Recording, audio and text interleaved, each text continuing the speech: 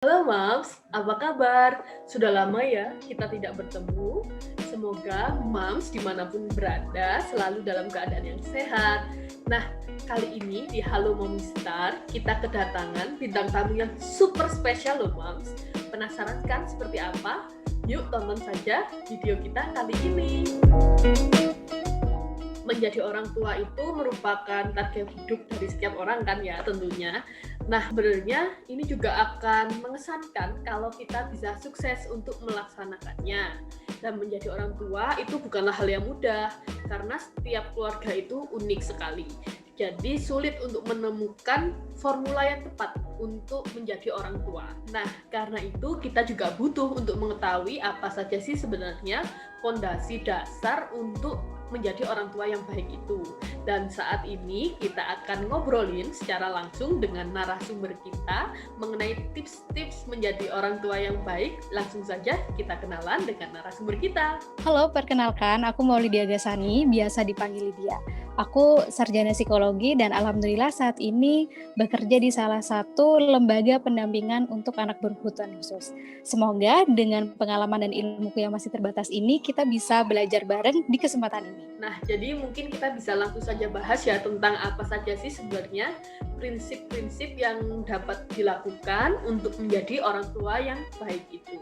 Nah, pertama-tama sebelum kita masuk ke tips dulu nih ya, mungkin ada baiknya kita menyatukan persepsi dulu tentang apa sih yang dimaksud dengan orang tua itu. Nah, kalau kita menyebut orang tua itu, pasti yang terbayang itu adalah ibu dan ayah. Atau mungkin yang lain menyebutnya bisa mama, papa, bunda, atau bapak gitu ya. Pokoknya adalah orang tua kita di rumah gitu ya.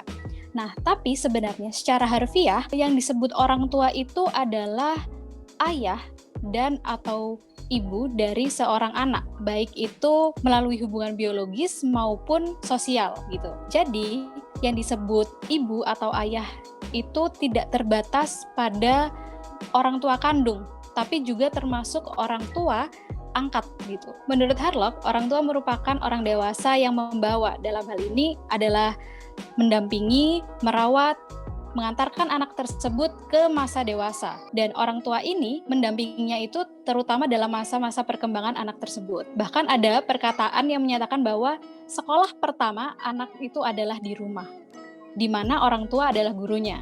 Karena memang pada dasarnya orang tua itu memiliki peranan yang sebegitu pentingnya dalam membesarkan anak. Apalagi di zaman sekarang ini ya, di mana kita sudah tahu ya, WFH dan segala macam, itu sekolah juga dilakukan apalagi di rumah. Karena memang pada prinsipnya, pada awalnya sekolah pertama anak adalah rumah dan orang tua adalah gurunya. Nah, lalu gimana sih caranya menjadi orang tua yang baik gitu? Salah satu caranya ya pastinya dengan mempersiapkan gitu ya.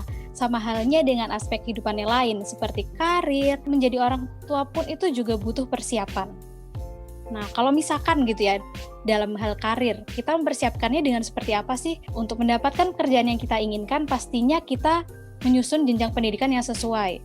Untuk menjadi seorang dokter, pasti kuliahnya kedokteran dong, nggak mungkin kuliah jurusan yang lain, seperti itu. Ada perencanaan. Nah, yang namanya persiapan itu pasti dilakukannya di awal. Karena kalau misalnya di akhir itu namanya penyesalan gitu kan. Nah, biar nggak jadi penyesalan, persiapan menjadi orang tua itu ya selayaknya dilakukan sebelum menjadi orang tua. Atau lebih spesifik di dalam hal ini adalah sebelum punya anak gitu kan. Nah, bahkan kalau perlu nih, bahkan sebelum menikah itu kita udah ada persiapan juga untuk menjadi orang tua itu seperti apa. Karena salah satu pertimbangan untuk mencari pasangan hidup juga bisa ditinjau dari bagaimana sih pola pikir seseorang terhadap tanggung jawabnya sebagai orang tua. Nah, apa saja sih yang perlu dipelajari gitu ya? Nah, di sini ada beberapa aspek yang bisa kita perhatikan. Ada 3, aspek fisik, aspek psikologis, dan finansial. Sebenarnya masih banyak, cuman kita pilih 3 yang paling inti gitu ya. Aspek yang pertama adalah aspek fisik. Pelajari kesiapan fisik apa saja yang dibutuhkan untuk menjadi orang tua. Misalnya, menjadi ibu hamil pada kandungan bulan tertentu terdapat serangkaian larangan konsumsi makanan tertentu atau aktivitas tertentu. Nah, ini butuh sekali persiapan. Alangkah lebih baiknya memang itu dipelajari sebelum hamil kalau bisa begitu kan. Biar nanti waktu hamil sudah tahu apa yang dilakukan gitu. Nah, untuk info lebih lengkapnya bisa banget nih cek langsung di Instagramnya Hello Mami ya. Aspek yang kedua adalah aspek psikologis. Kehadiran anak atau buah hati tentunya mengubah kehidupan orang tuanya, baik secara individu maupun sebagai pasangan. Nah, pola pikir dan perilaku orang tua tentu harus disesuaikan dengan kebutuhan anak. Oke, contohnya kewajiban seorang ibu itu tidak hanya memberikan ASI, tapi saat memberikan ASI itu juga menjalin kontak mata untuk meningkatkan kelekatan antara ibu dan anak, atau bisa disebut juga dengan bonding attachment, kayak gitu.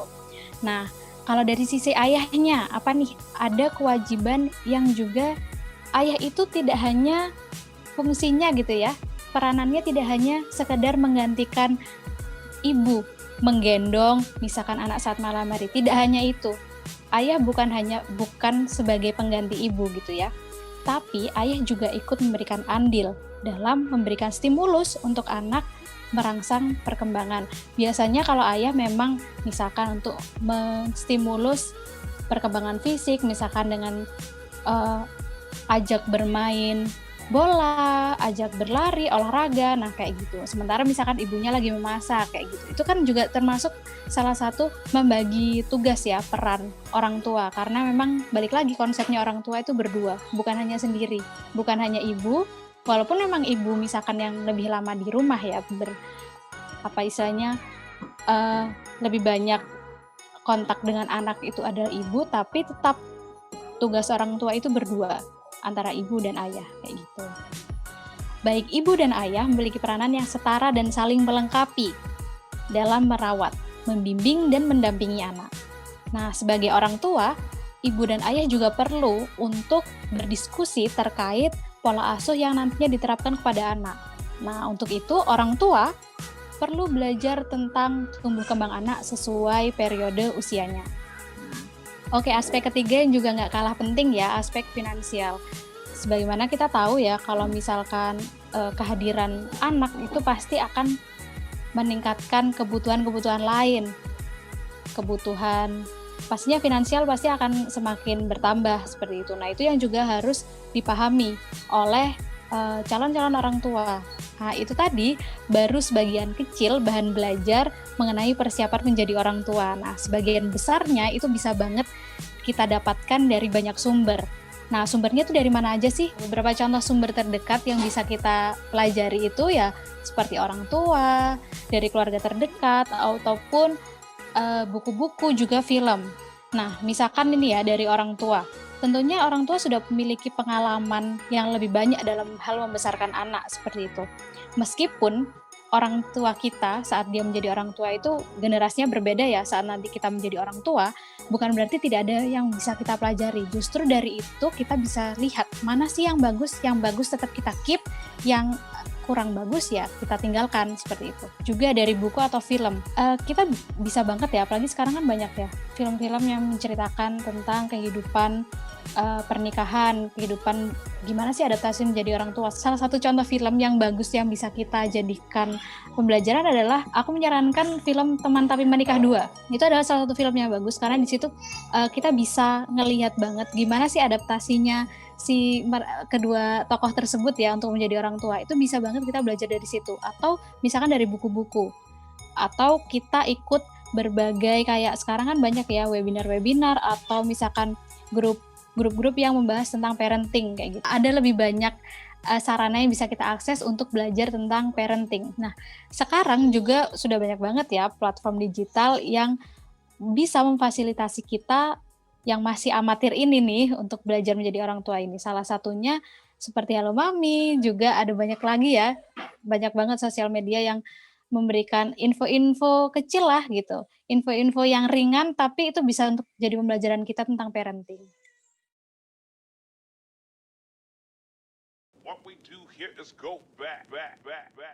Nah, tentu saja tidak, karena justru kalau kita semakin nggak mau belajar itu justru makin bahaya. Nah, berikut ini ada beberapa tips yang mungkin bisa sama-sama kita pelajari.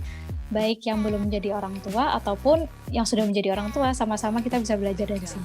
Yang pertama adalah kenali tugas tumbuh kembang anak. Tugas tumbuh kembang adalah serangkaian tugas yang selayaknya dipenuhi oleh anak pada periode usia tertentu. Nah, salah satu contohnya adalah seperti ini.